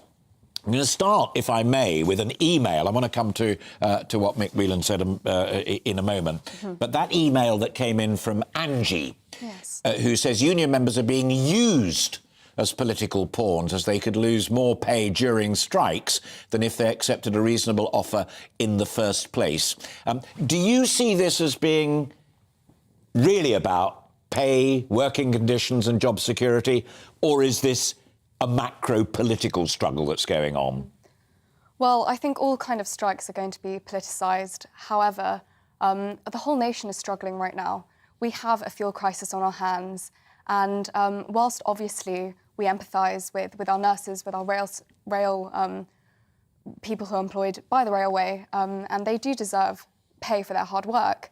However, they are still earning a salary which I think many would be happy to pocket. So at the moment, there's just so much frustration from the British public. We just want to be able to commute effectively, and that it hasn't happened for weeks and weeks and weeks. I'm intrigued, genuinely, about the degree to which that empathy, which I don't disagree with you about, I mean, particularly people like firefighters and nurses, obviously, the degree to which it can evaporate when ordinary folk who don't have industrial clout see other people who do have industrial clout disrupting their lives for their own pay, conditions and job security. It's one rule for the industrially mighty and it's another rule for the rest of us. No, that's very true, and I think we're beginning to see that frustration, that anger. But that's a heck of a tactical gamble. Yes, and it's not working at the moment, because I know many students rely on the railways to get to and from university. I'm one of them, and that has been enormously disruptive for me and for many others around the country. And I think also we're seeing generally more London-centric travel. But what about our towns across the countryside? What about people who are going back to visit family? This is hugely disruptive. So it needs to come to an end. Obviously, we've seen the Transport Secretary take a very different approach from Grant Shapps. She's willing to meet with the RMT Mick Lynch, and hopefully there'll be some progress there. Trevelyan's a bit more of a one-nation Tory, but so in the sense that there is a left wing of the Conservative Party. She's a bit more in that direction than Grant was. She's even been praised by Sadiq Khan, which was a bit... dangerous territory for a senior Tory. Yes, yes. But I do think that we need a fresh approach, and whatever will resolve this crisis at the moment is, I think, what the British public want to see. I thought the most explosive thing that Mick Whelan, who I thought was a very honest interview right at the top of the programme, which I know you were kind enough to listen in on as well, is when he said, in the context of ACAS, the Arbitration and Conciliation Service, and there are other people who exist out there to say, look, you and I have got a dispute, let's, instead of having a fight, let's sit down calmly across a table and see if we can give and take a bit to go for a score draw, as it were. Mick said, we're not ready to negotiate yet. We're not ready to arbitrate yet. It's been years. Mick We've been at it since June. Well, yes, but also I've seen interviews of him from 2017 where he's been, you know, still quite angry about pay and conditions. And I think the point is that at the moment, we all should be pulling together as a nation to confront the many crises we have at hand. We shouldn't be causing more division. We have now nurses and, as you said, post-office workers even threatening strike. We will be facing a very difficult winter as it is. I think that we really must just pull together as a nation, and this has to come firmly to an end. And we want to see that leadership from the Conservative government, and I hope we do. But one of the interesting tests of this, and then it's a little bit like whether government should send out guidance on how we can cut back on our energy consumption, and there's a row right at the pounding heart of government, for God's sake. You know, is it ideological? It's we live in a free society. I can decide when to turn my switches on and off. I pay my bill and the rest of it. And therefore it's been decided by Liz Truss that such guidance shouldn't go out, which I think is a bit daft, but there we are. But there is a proper ideological divide within the Conservative Party over whether or not you should intervene industrial action. What Liz said when she was running for leadership was that she would complete the work that Thatcher started in reforming the trade union, upping the thresholds that you have to achieve in a ballot to go on legally protected strike action, making crystal clear that any form of secondary action is illegal, etc., etc., etc. Gone very quiet on that. Yes, yeah. At the moment, I think it's very important that we do draw those lines between what's legal and illegal, especially when people are stoking tensions. I think even Keir Starmer has now basically said that he does not support these strikes. So obviously, you know, the Labour supporters would be more happy with a Jeremy Corbyn-type figure. But I think at the moment, even the Labour Party is now being sensible when it comes to these strikes. So we really want to see the Tory government just vouch for the people, really, because, as I said, this is hugely frustrating and disruptive. I think everyone is really just fed up.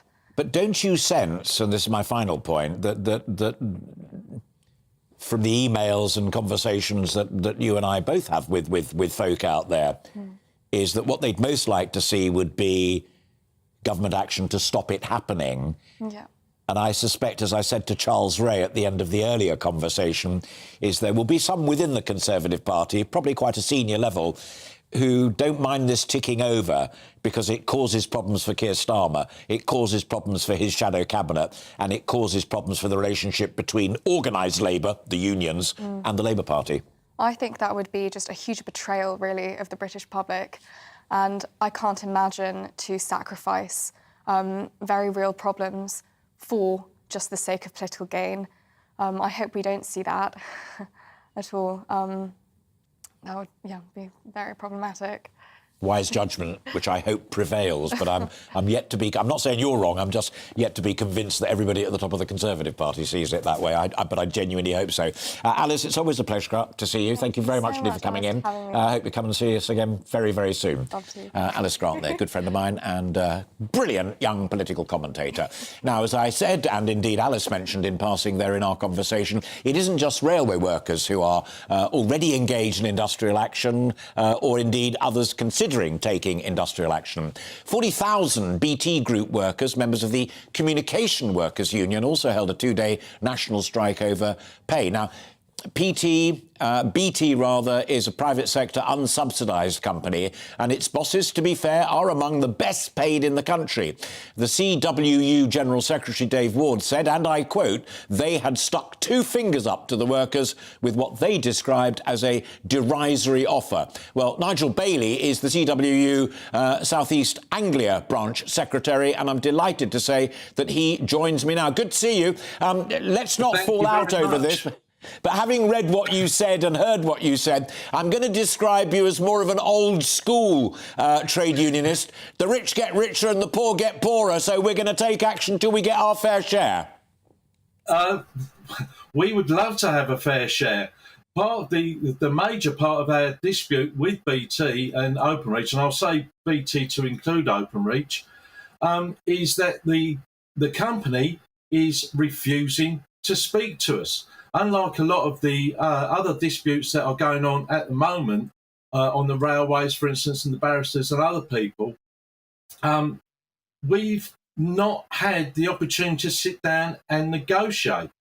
The company last year informed us that because of COVID, the profits weren't as high as they were anticipating, and as such, there would be a zero pay rise last year. We accepted that. We know times are hard. Then the negotiations started earlier this year, around about February, March time. They didn't last very long, and this wasn't on our part, it was on the company's part. They decided that they would impose a pay rise on people. Now, to a lot of people, the pay rise that they've given us, £1,500 a year, is quite a lot of money. I understand that these times are very hard for a lot of people, and £1,500 is to some a lot of money. But when you break that down to a daily, it works out at £3 a day. Yeah. How is anybody nowadays supposed to look at that as being a substantial pay rise? I understand that. Let me of this. Sure. No, I understand that, and I know about the one lump sum for everybody, and depending on what you earn proportionately, it can be quite a lot or not a lot. But I'm going to put the same question to you as I did to Mr. Whelan. How do you, hand on heart, believe? You're an experienced guy, you know the industry well. How is your industrial action going to change their minds when the bosses of BT are amongst the most highly paid in British industry, and the cash reserves of BT are amongst the deepest and widest in British industry? They're going to look you in the eyeballs and see you out, aren't they? Well, this is a problem, of course, because previously we've had 35 years of fairly good industrial relations. The last strike was in 1987, and for 35 years, of course, there's been little spats. There always is when in any sort of relationship. But when you get to the point that we've got now, where the company is just dictating, not only just on this, but what are they going to be dictating to next? There is a campaign going on, enough is enough, and we have reached that point. Enough is enough.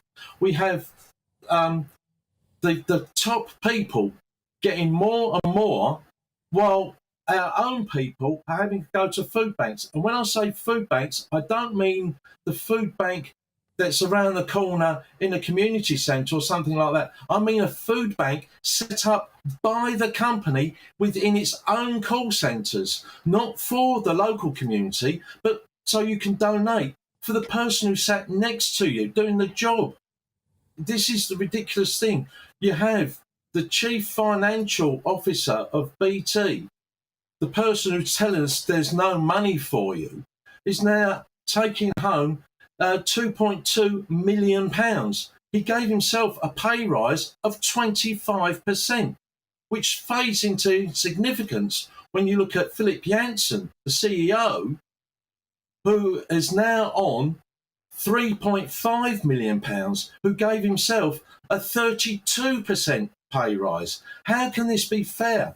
750 million of the £1.3 billion profit, that's profit after the company's paid all their bills, the milkman's been paid, the newspapers have been paid, and everything else. Nigel? All that's gone out, and they've still got £1.3 billion. They give that 750 million to shareholders. And I have to stop, well, because the shareholders voted it through and the shareholders approve it. One final quick question to you, and I put it to Mr. Whelan as well. If ACAS, the arbitration service, said, look, your big complaint, Nigel, is that they're not talking to you, come and meet us and arbitrate, would you and your people be up for that? I think headquarters would, but the trouble is, to have arbitration, you need to have two sides. At the moment, we're talking to a brick wall. Well, let's hope that they hear that lesson as well. No. I've enjoyed our conversation, Nigel. Thank you very much indeed for joining us, and let's hope that the other side turns from a brick wall into a listening wall, and we can get that going there. But for the time being, thank you. That's Nigel Bailey, who is the Communication Workers Union South East Anglia Branch Secretary. Now, at the heart of the cost of living crisis and the pay claims made by people like Nigel and also Mr. Whelan's train drivers is, of course, the price of energy. Whether it makes for a winter of disconnect as well as a winter of discontent, we will see. But Juliet Samuelson, interestingly, in the Telegraph, argues today that an element of energy rationing is all but inevitable.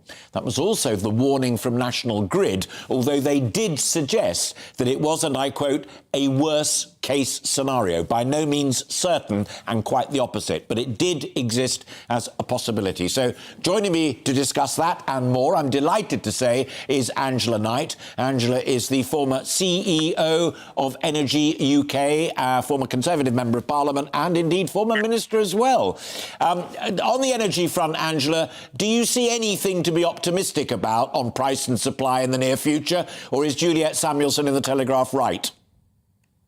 I think she's taken the worst case scenario, and I don't think it is inevitable that we will have a shortage of electricity, because it's electricity that's the one that you can switch off, not gas. So I don't think it is a dead cert by any manner of means. What is very clear, though, is that this year is going to be a tighter winter than last year, for all the obvious reasons that we've all been discussing over the summer. For the UK, we are in a much better situation than most of other European countries for two reasons. Either, in most other European countries, they're not directly connected to the North Sea. They haven't got, if you like, their own gas supply, and most of them haven't actually got the ports facilities where you can bring in liquefied natural gas, so-called LNG, by tankers. The second thing is at least we've got electricity generated by a number of different routes. We've got nuclear, we've got gas, we've got wind, we've got solar, and we've even got a bit of coal left. Again, other countries have a difficulty there. And France, which of course has been the great exporter of electricity across Europe in winter, it's got a load of its power stations down, and by no means is it going to get them all back up. No, and importantly, France well ahead of us on nuclear, because the other side of Juliet's argument, where I think we'd both agree she's absolutely right, is that the supply side, the government are beginning to make the right noises, but these things take time, whether it's new issues of licences for North Sea exploration, oil and gas, or whether it's fracking. I mean, government, they could be a bit bolder on fracking as well, couldn't they? There's stuff that can be done, it needs to be done now. Yes, although it's not going to help for this winter. And one of the things that needs to be done is the small-scale nuclear power station, Alastair. We keep talking about we need nuclear, and of course people tend to think of these socking great nuclear power stations that take, 10, 12, 15 billion pounds to build and 10, 12, 15 years in order to get them up and running. Something of that size, apart from the time scale, of course, can only really be built off a government's balance sheet, either ours or somebody else's, because you're spending all that money and it's years and years before you start earning an income. But the small-scale ones can be built in 2-3 years, and they cost 2-3 billion. That means that you can get investment from the private sector, from pension funds, from investment funds, put them on the same sites as existing nuclear, or where we have got nuclear power stations that we're now switching off because of age. And then, you've got your connections direct on the grid, and a lot of other things fall into place. So I say, get on with it, because we do need that form of low carbon electricity. People who say just carry on building wind, we should have built more wind, have forgotten that the wind does not blow all the time. Indeed. We have to be realistic about this. I totally agree with that. Final point, and it's a quick one. I think we're totally agreed that there's an agenda there. We want more action, and we want it fairly urgently. I said in the intro that, apart from being an old friend of mine, you're a former Tory MP and a former Treasury Minister as well. Is this a government currently so distracted by having its budget knocked about and criticised for bankers' bonuses and the rest of it, that it runs the risk of not being in government, even if it is in power? Yeah, I mean, that is a bit of a worry, and hopefully they'll get over that quickly. We forget that, of course, this government's only been there about 4 weeks. It just seems to be everything that's happened in that 4 weeks. So and Parliament's not even back yet. So there's an element which has said, give them a chance. But I do think, they have to get onto this agenda, because if we just sort of face into the winter, what you can do about avoiding blackouts is you can have discussions with the business community, with shopping malls, with office blocks, all those things which use a lot of electricity. Do we really need to have the shopping malls as warm as they are? Do the office buildings need to be, fully lit at night and have the air conditioning, the heating on? Can we stagger the start and the finish of business during the day, so you don't have a huge, great pull at 6 or 7 in the morning and another one in early evening? Of course you can. But that requires government to get engaged, and I hope they will. I'm fingers crossed on that, on all of your agenda there. Always a pleasure to talk to you. Thank you very much indeed. Angela Knight there, with her wisdom as a former CEO of UK Energy, but also her wisdom as a former Tory MP and Treasury Minister. We are 26, nearly 27 minutes past 1, and we've plenty more still to come in that final half hour of Alastair Stewart and Friends. After the break, we'll have more on those train strikes that are taking place across the country today. Only about 1 in 5 rail networks are running following the latest walkout of staff, overpay and working conditions. We'll be speaking to our West Midlands reporter next. But first, let's bring you up to date with the weather. Well, looking ahead to this afternoon, and the UK is looking fine and settled as a ridge of high pressure sits over the UK. Let's home in on the details. And it's a case of sunny spells and scattered showers across northern Scotland. Some places dry, breezy but pleasant, highs around 13. Mostly dry afternoon for Northern Ireland with plenty of sunny spells, the risk of a few light showers, though most places will stay dry. And it's light winds and sunshine across northern England this afternoon, perhaps the odd light shower, but they will be light in nature, highs of 15 degrees Celsius. Plenty of sunny spells for North Wales and Liverpool Bay area this afternoon, mostly dry, though perhaps the odd shower possible, feeling pleasant with light winds, highs reaching 15. And a sunny afternoon across the East Midlands with just a fair weather cloud doppling around and winds light, so it will feel pleasant in the sunshine with highs approaching 16. And it's looking like a fine afternoon across East Anglia too. Plenty of sunny spells there, light winds, feeling very pleasant for the time of year, highs of 16. And that sunny theme continuing throughout the afternoon across much of southern England. Light winds, sunny spells, making it feel rather pleasant, highs averaging about 16. So a dry end to the day for many. Showers continue across the northwest, and that's how the weather's shaping up for the rest of Saturday.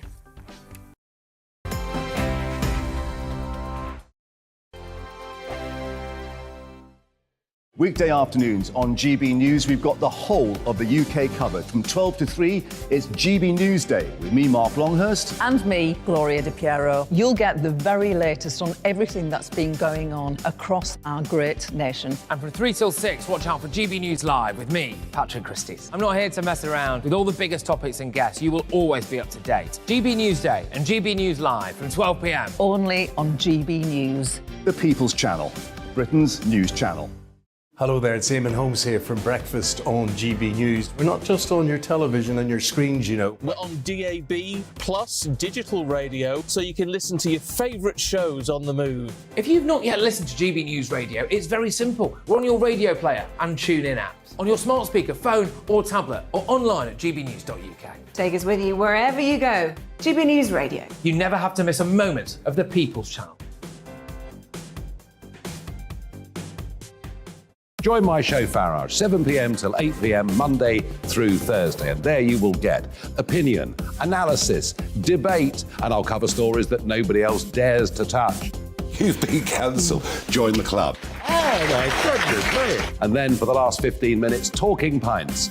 We're over a drink. We have a civilised conversation with someone. We very often disagree, but we do it in a grown-up way. Come and join me on Farage. Hello, I'm Simon Evans. Join me on GB News for Headliners at 11 p.m, where I'll be joined by two of the country's top comedians as we take a look at tomorrow's newspapers tonight. If it's a big story, we'll be covering it, I guarantee, but we'll also have some fun along the way. That's GB News Headliners at 11 p.m. We won't put you to sleep, unlike some of the other paper review shows out there. So join us, 11 p.m, 7 nights a week.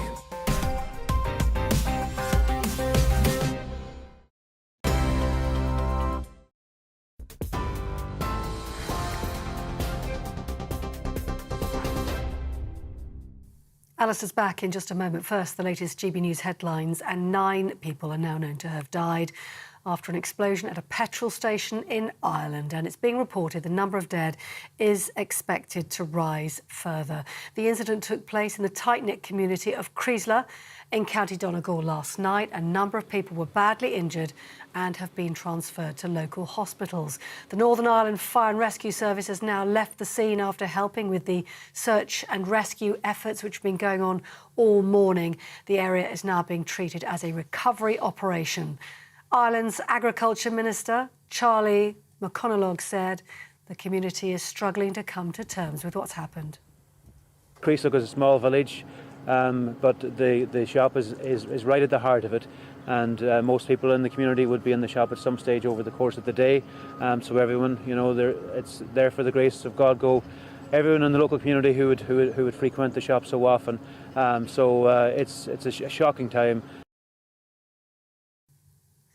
Only around 1 in 5 trains are running across Scotland, England and Wales today as members of the RMT union stage their 8th strike in a long-running dispute over pay and conditions. The train's operator, Tim Shoveler, says passengers should only travel by train if absolutely necessary. The RMT's General Secretary, Mick Lynch, warned of further strikes to come. We will adapt and negotiate to new conditions, and we've adapted new technology all along, but that doesn't explain why these members standing behind me now haven't had a pay rise for 3 years while the companies are extracting £500 million in profit last year. And in international headlines, a large explosion has destroyed the only road bridge linking occupied Crimea and Russia and heavily damaged the adjacent rail bridge. Footage widely shared online shows an explosion on the Kerch Bridge, which is believed to have taken place in the early hours of this morning. Travel across the bridge is now impossible, and an advisor to Ukraine's president has described the incident as the beginning, but didn't directly so far claim Ukrainian responsibility. Those are your latest news headlines. You're up to date on TV, online and on DAB+ radio. You're with GB News, the People's Channel, where now it's time to go back to Alastair Stewart and friends.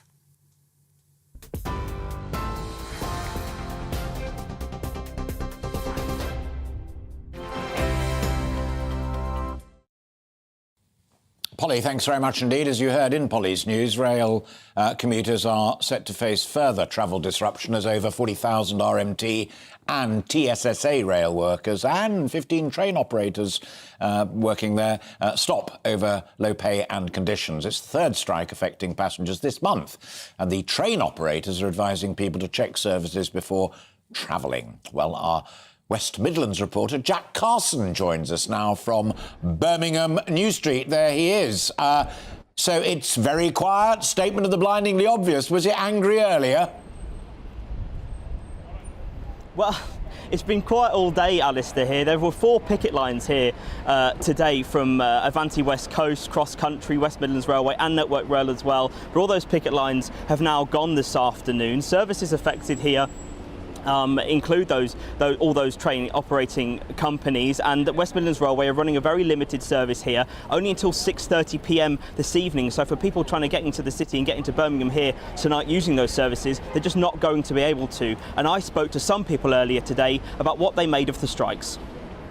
It's a real inconvenience. It's taking me up to 2 hours to get into work. It's costing me double to just make it into work. I'm having to get hotels just to make it to work on time the night before. So I'm spending half of my wage just trying to make it into work on time. The government doesn't understand that it's costing us loads of money, and they're finding the budget somewhere for politicians, but not for the small people. When they're on strike, I'm on the buses, but the buses are not laying on more buses. The buses are overcrowded and there's delays, and they're cancelling some of the buses, and it means it's very difficult for me to get about. I would support them personally, just to think with the cost of living crisis and you see the impact they're having on everybody else. I don't see why you just wouldn't almost bend to them as long as it's within reason. So yeah, absolutely, I would agree with them.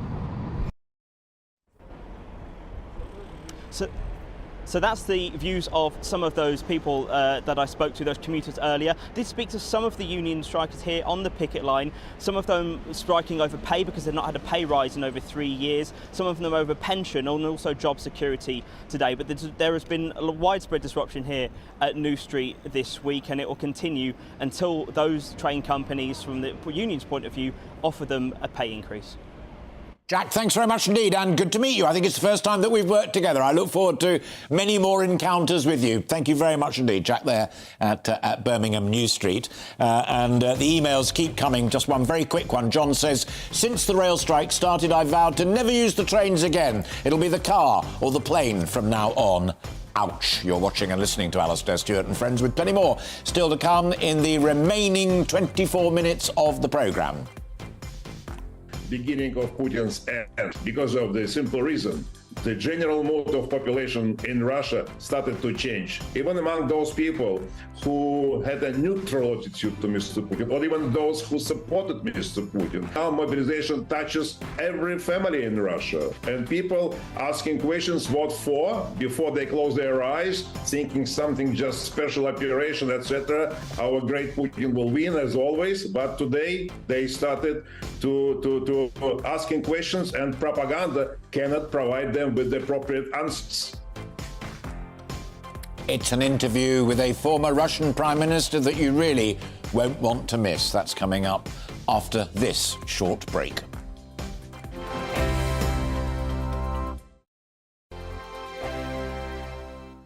Weekday afternoons on GB News, we've got the whole of the UK covered. From 12 to 3, it's GB News Day with me, Mark Longhurst. And me, Gloria Di Piero. You'll get the very latest on everything that's been going on across our great nation. And from 3 till 6, watch out for GB News Live with me, Patrick Christys. I'm not here to mess around with all the biggest topics and guests. You will always be up to date. GB News Day and GB News Live from 12 p.m. Only on GB News. The People's Channel, Britain's news channel. Hello there, it's Eamon Holmes here from Breakfast on GB News. We're not just on your television and your screens, you know. We're on DAB plus digital radio, so you can listen to your favourite shows on the move. If you've not yet listened to GB News Radio, it's very simple. We're on your radio player and tune-in apps, on your smart speaker, phone or tablet, or online at gbnews.uk. Take us with you wherever you go. GB News Radio. You never have to miss a moment of the People's Channel. Join my show Farage, 7 p.m. till 8 p.m. Monday through Thursday, and there you will get opinion, analysis, debate, and I'll cover stories that nobody else dares to touch. You've been cancelled. Join the club. Oh my goodness me! And then for the last 15 minutes, talking pints. We're over a drink. We have a civilised conversation with someone. We very often disagree, but we do it in a grown-up way. Come and join me on Farage. Hello, I'm Simon Evans. Join me on GB News for Headliners at 11 p.m, where I'll be joined by two of the country's top comedians as we take a look at tomorrow's newspapers tonight. If it's a big story, we'll be covering it, I guarantee, but we'll also have some fun along the way. That's GB News Headliners at 11 p.m. We won't put you to sleep, unlike some of the other paper review shows out there. So join us, 11 p.m, 7 nights a week.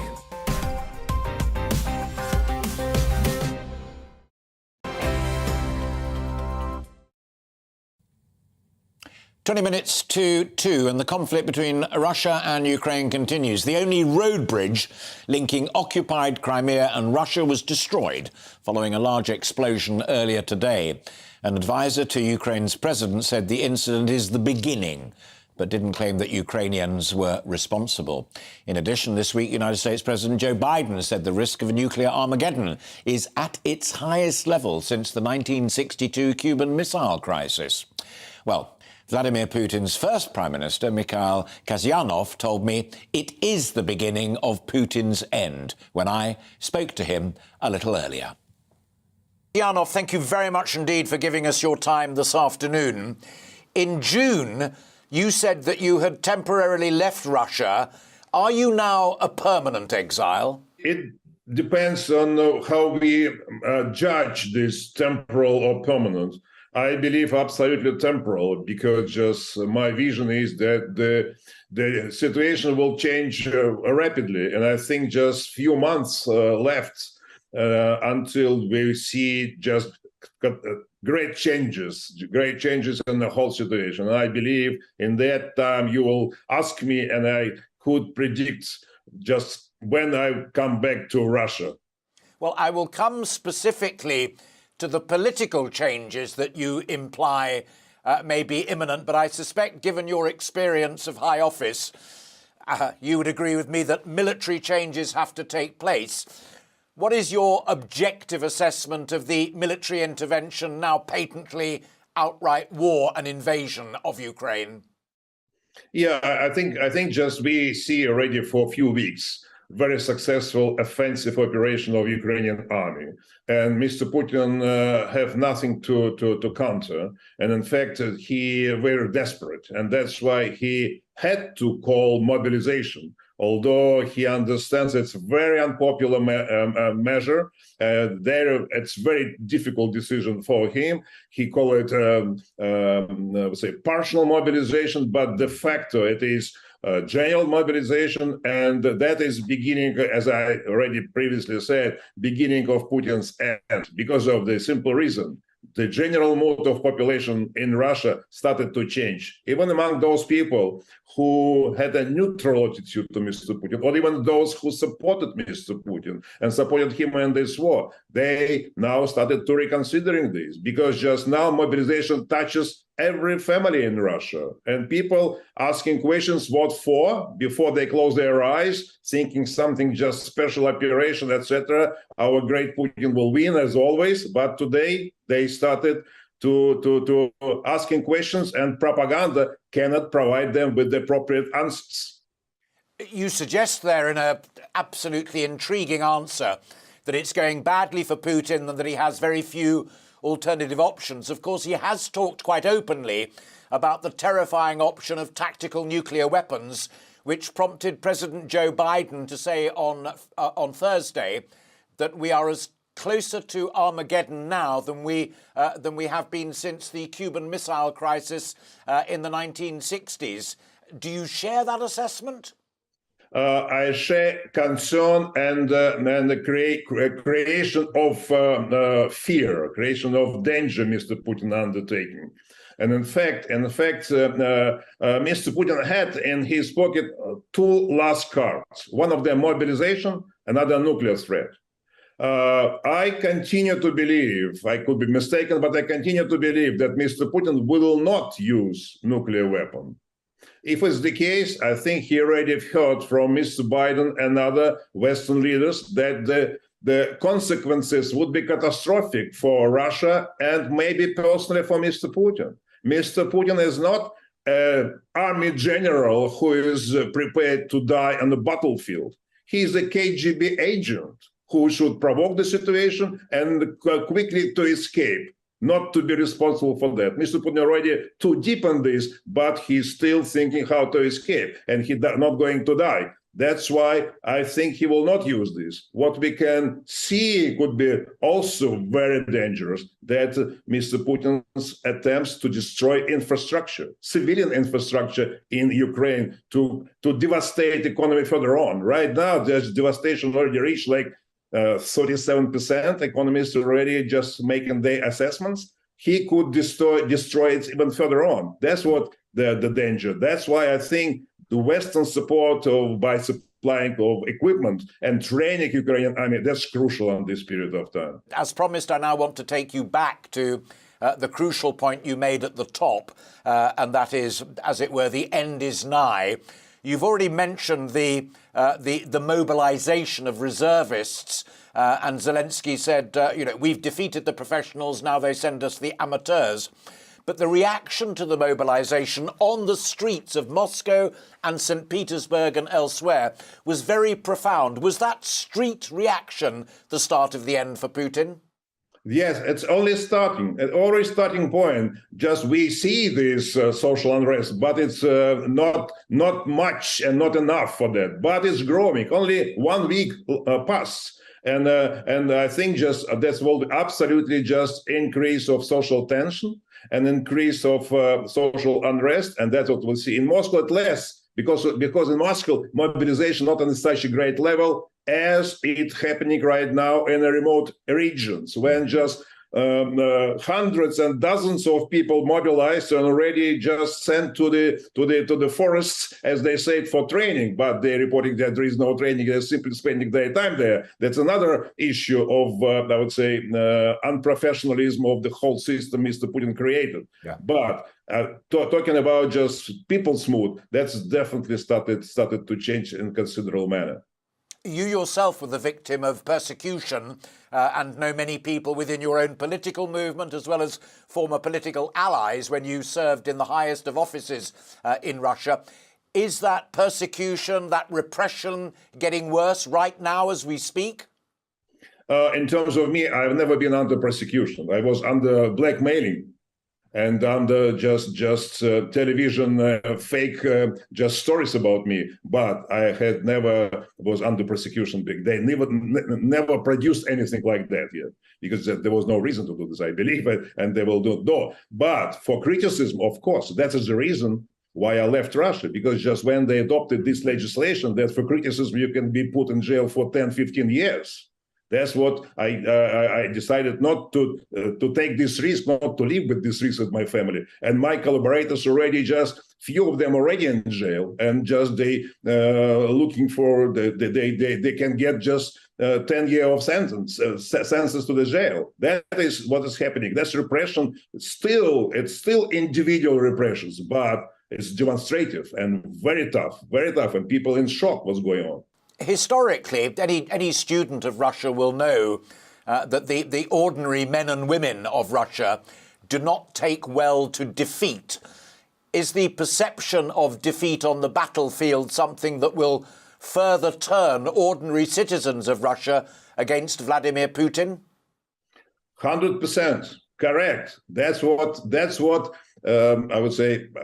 We, as opposition, believe what should happen, because just if Mr. Putin not necessarily only looked, but in reality defeated, it means just the whole population would start reconsidering everything he did before, even those as they believed positive things, which I don't think just there was positive things. But for people, that's very important. And just to see Mr. Putin as he made a mistake, as he's defeated, because and right now mobilization, in fact, that's already a recognition that his special military operation failed, because just before he said, I will make denazification, demilitarization of Ukraine, and now he calling the whole country, people, please save me, Mr. Putin, save my face, save me, Mr. Putin. And people just started thinking this. He promised something, and now they have to die in the battlefield. They don't know for what. My final two questions to you are linked. The first is, do you believe that it is more likely that you will be able to return to Russia in a politically victorious fashion, or that the oligarchs, because money is money, will get in there and make changes ahead of democracy? That's a difficult question. I think just we all would like just that the collapse of Putin's regime would leave for the situation that democratic opposition could again reinvigorate just its activity and lead peoples and describe to them. And right now, I believe that oligarchs will not be able to foolish people as it sometimes happened in the 90s. Just right now, they have already experienced how just to overcome problems and what problems could raise, and how to overcome them and how to tackle them. That's why I think and we all just know oligarchs, not Putin's oligarchs. Putin's oligarchs would be, I would say, immediately diluted or something like that. But actual producers, actual owners of enterprises, that's important. That's important because as big business, it's also part of Russia. We have very just low level of middle class, low level of small enterprises, but big business still plays a considerable role. And I think we will be able, because in fact, I and my collaborators, we know all these people, and all these people, in fact, of course, would like changes. They would like to live in a normal country with the democratic strengths and just real market economy, not just operated by Mr. Putin, by his just unclear orders. Market and should lead this, and state only should regulate but not compete. But right now, Putin have a competition with private businesses. Of course, private businesses always loses. Sure. And as a former finance minister and prime minister, you are uniquely well qualified to comment upon that. Which takes me to my final question. It's an honour to talk to you and to hear such candid answers. And I see what your vision is of Russia. But having had this conversation with me, do you make yourself even more vulnerable? Of course, I'm, as a normal person, of course, I'm, I wouldn't say scared, but of course I have attention. That's why just not only conversation with you, but it is also just very candid discussion. I agree.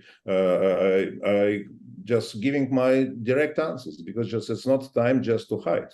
It's time to show people what this reality is. And I'm also speaking to Russian media, which on the internet only exist, and foreign media, so that our friends in the West should understand what's going on. And they should understand exact answers and those particular features which I would say belong to Russia, so that to understand Russian reality. We are not a standard European country. We would like to be a normal, but we have some special features, as any nation has. But in Russia, we have specific features because of KGB rule right now. And we should overcome these. Mikhail Kasyanov, it's been an honour to be a part of that process. Thank you for spending time talking to us here this afternoon. In the program. Thank you.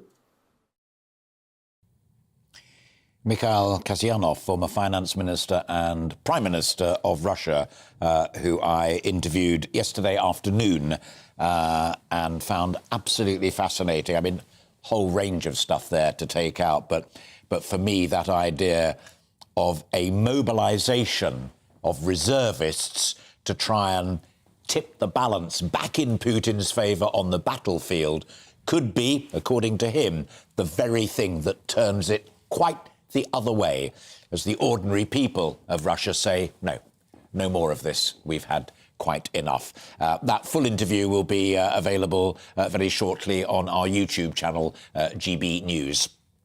I really hope that you've enjoyed today's programme. We've covered a heck of a lot of ground, and I did ask for you to send in your emails. I began that last night, actually, and you did it overnight, and then you've been at it with great energy throughout today. So let me finish with some more of your messages that you've been good enough to send. And we start off with the rail strike, which is the first big conversation that we had back at 12 o'clock. John says, since the rail strike started, I've vowed to never use the trains again. It will be the car or the plane from now on. Lynn says, I would just like to say good on the rail workers. It's about time all of the people across this country stood up for themselves.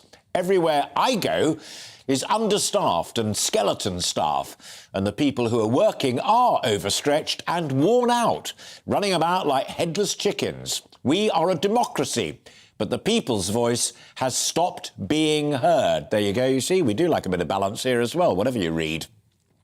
Martin says, why would any government settle now with inflation at, say, 9% or beyond?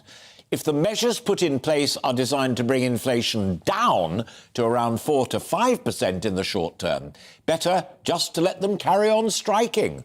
I think I kind of hinted at that a little bit earlier on when I was talking to Alice about it, but thanks for that. Duncan, I got affected by the train strikes last Saturday going up to Birmingham for the Conservative Party conference fringe event. I had to get National Express to Coventry, then a local bus to Birmingham Airport, where my hotel was. What should have taken 2.5 hours from Luton Airport took about 7 hours. Not good enough. Natalie says the rail companies offer a poor service and then go strike and then go on strike wanting more pay, which means you pay more for bad services. Got you there, sorry, didn't quite get it first of all. They should go on strike to increase the services. Angela says we haven't seen anything yet if Labour get into power.